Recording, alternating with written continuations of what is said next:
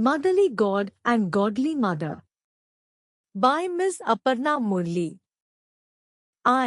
Who is she? Swami asked my brother, pointing toward our mother in a family interview. Puzzled, my brother slowly responded, Mother, Swami.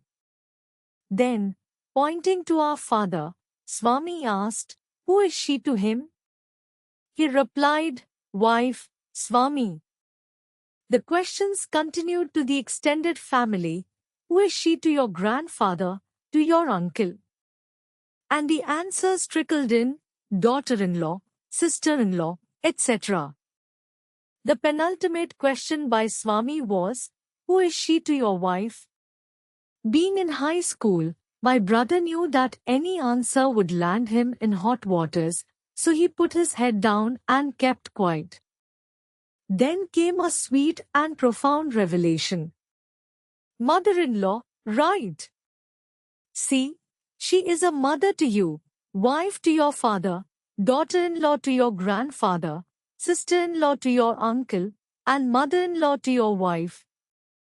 Look at me. I'm a mother to you.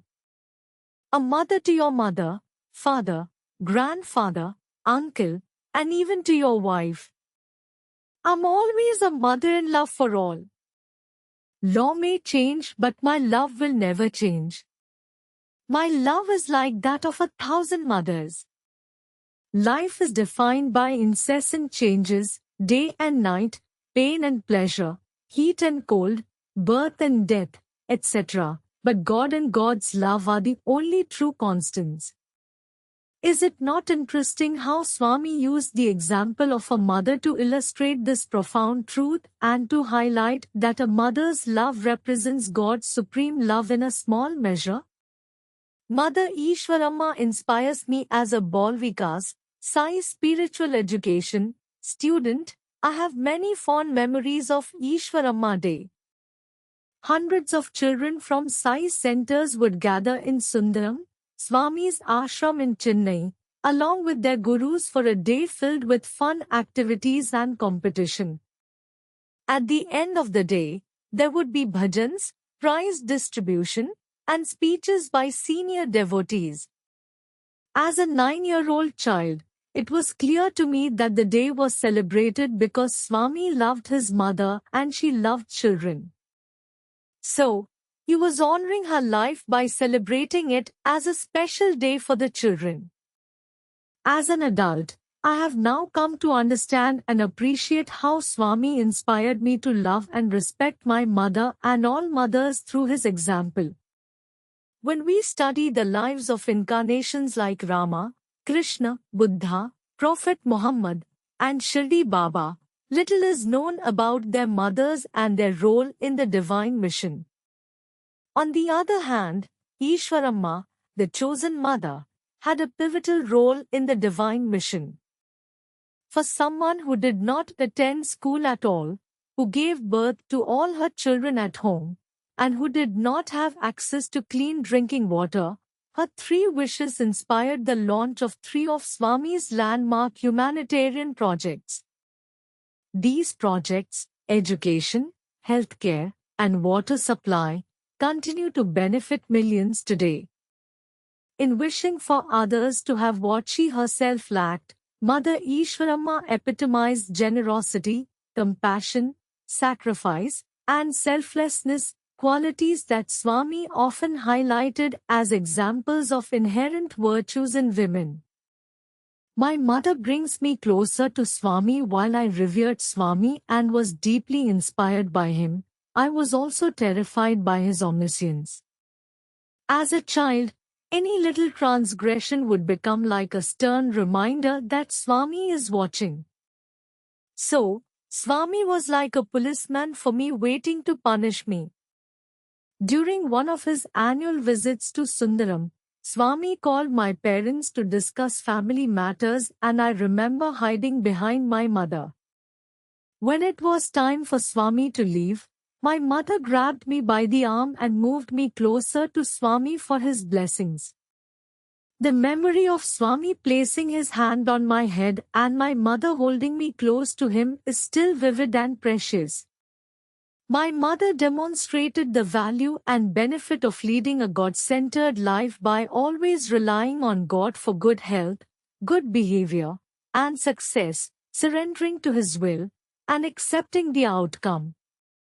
Swami answers prayer after a long gap.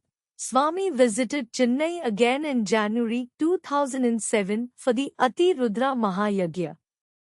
The Citizens Conclave organized a special event to express gratitude to Swami for the Satya Sai Ganga Canal project, which provides free drinking water for millions of thirsty people in the city and surrounding areas. It was a blissful 2 weeks and the yagya was an incredibly unique experience. After returning to Los Angeles, I called home and noticed that my mother sounded a bit sad and was missing Swami. That night, I prayed to Swami to take care of my mother and to fill her heart with his loving presence. In the morning, when I called home again, I was pleasantly surprised to find my mother in her usual cheerful spirits. Even before I could ask, she said that Swami had sent her a sweet surprise. Dr. Rama Devi, who was often her darshan buddy, they would sit next to each other, visited her around noon to deliver a special gift. When she opened the gift wrap, there was a beautiful, framed picture from the last darshan in Chennai. In the picture, Swami is in the foreground, lovingly looking at my mother with Dr. Rama Devi by her left. My heart was filled with overwhelming gratitude.